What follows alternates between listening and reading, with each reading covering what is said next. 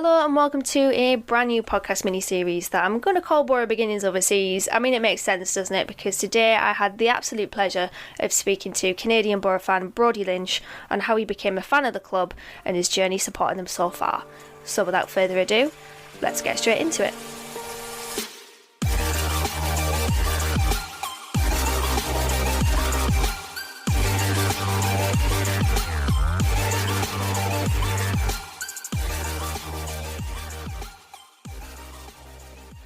Yeah, so I grew up just outside of Toronto, which is maybe the biggest city center there, about half an hour outside of that. And a little town called Orangeville. I'm in Edmonton, Alberta now. Moved out here for work and started a family out here. And So I suppose the biggest question is why Boro?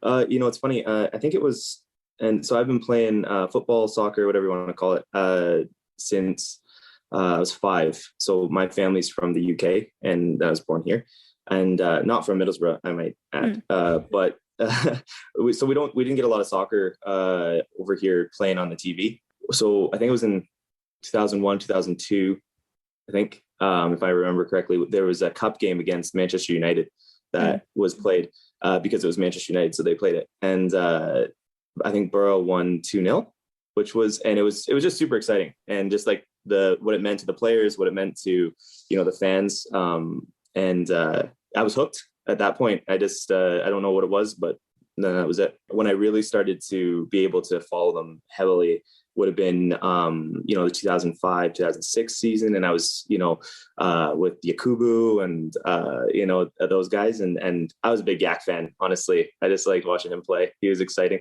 just a beast up front. And then I've always been a Downing fan. I think that he gets a lot of stick, but I like him. I think he's good. So I don't have any problem with Downing. So you said the first season was 2005, 2006 that you remember particularly well. Yeah. What were the standout games from that season that you remember quite well? Oh, again, I think there was one game again against Manchester United. I think we won 3-0 October. I remember that. Again, it was still so hard to get games back then. Like, I didn't start really getting to watch live games until, probably my college year. It just finally found out I could stream them on a season thing here online, so I get to watch them from the club, which is great. That was a big game because I lived with some Manchester United supporters and stuff, so that was a big one. It was nice you don't get those a lot. Yeah, you don't.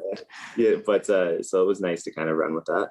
Just all sort of opening it up to, seasons beyond that. Is the one that sticks out from just your entire time supporting the club? Absolutely. The promotion season for sure with Karanka. That's huge. That was massive. Watching them go down was brutal. And then we stayed down for so long and watching them come back up.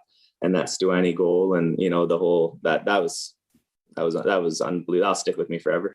But every game, even the ones we lose. I mean, the Swansea game recently, I was upset about.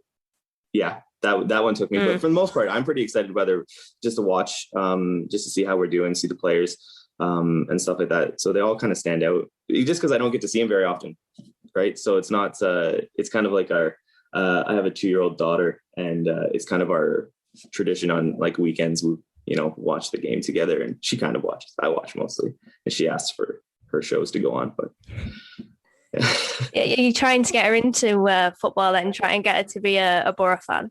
Oh yeah, no, I'm excited just because there's not a lot of us here, so it's nice to be able to add to the ranks. I think I'll just have to have a big family strictly for that, just to make sure there's a lot of us here. Yeah, she runs around and kicks a little ball around, and I've got her, and she knows where the goal is now, so she's got an eye for it. But I don't know if she knows she's a Middlesbrough supporter yet, but I'm sure she'll get there. Oh yeah, I'm sure she's learning at least. That's good. I know it is a struggle, like you've already mentioned. How do you keep up with the team, the results, the news and stuff like that? Twitter's big for me. I follow a bunch of people on Twitter and a bunch of actually there's some supporters in Middlesbrough that I've got to know through Twitter, which is great. Just following the club's website and the games online and stuff like that through the club has been great. And that's kind of how I just have to keep searching essentially. But now my feeds are just like designed to feed me Middlesbrough stuff. So it's a constant inundation, which is great. But it's taken some time to find those connections and stuff. So I suppose a good question to ask then, and one that I'm quite interested in with fans overseas is what do Boro mean to you? As I've gotten to know the club, like it first started out as this, you say underdog, and I don't feel like we are anymore, but you know what I mean? Just fighting the bigger clubs and stuff. And then you get to know the club a little bit and you see the passion of the fans, the players. But it's also like having a chairman that's a local guy at a big club, and he loves the club and he's backing it. And it's nice to be part of something like that, or to support a club that's not, just able to buy a trophy, and just has foreign backers. And it just, sometimes it feels like that takes some of the passion out of the club, because it's just, I grew up over here where, anybody that even knew very much about soccer, like I grew up in that community. So I knew lots, but I didn't have to ask them who their favorite team was. I could just guess.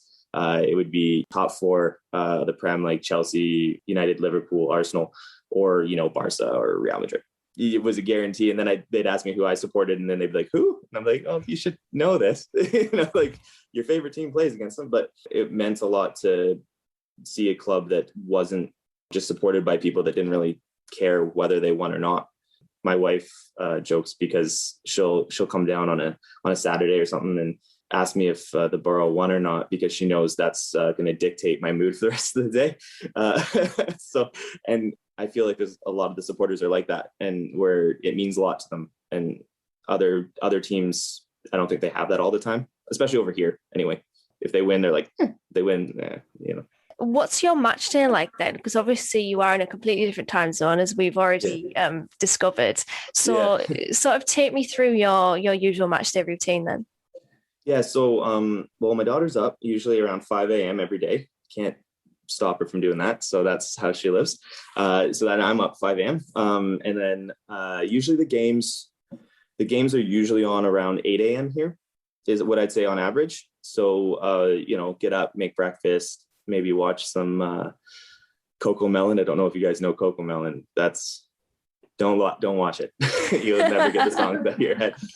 And we hang out, and then we'll set up the stream on the iPad and just link it to the TV. And then generally her favorite part is when we score, because I pick her up and we run around the house really fast. And so yesterday was great for that. That was a good run. And she does this thing where she, which has now become tradition for us, where she likes to make a sound every time someone kicks the ball. So that's kind of fun too. The next question I was going to ask actually is just about this season. You've got a favorite player from this season? Ooh, that's so obviously Paddy is unreal, having a great season. It's been a pleasure to watch him. I've liked seeing. I love Tav. I love watching Tav play when he's on the pitch, and that's been good for me. And then Howson's just solid. They've just been good to watch. The new boys have been nice, actually. Watching Balassi play has been good. He seems exciting. But if I had to pick a standout for this season, it's been Paddy. Like, he's been unreal. Playoffs then? Do you think that's still possible? Yeah. No, you got to believe. You're not a Middlesbrough supporter unless you can believe. My buddies give me a hard time like that, because they go, "You're getting promoted this season?" I say yes, without a doubt, every season. And then I will generally hold on to that belief until it's very cold and dead in my hands. I have every expectation that will squeak in. You can't doubt Warnock there. Something that I sort of picked up on when you were talking there is, I think we're two very different Boro fans, because I'm very pessimistic, and I think it's probably to do with the season that like we both sort of started or were introduced to. The 2005-06 season was the season of Stour, Basel, the lightning can't strike twice, and my first season we got relegated. So the two different opposite skills there. So have you always been quite optimistic then since you started supporting Boro? Yeah, but like I'm just at it like that as a person. I get a lot of stick for that.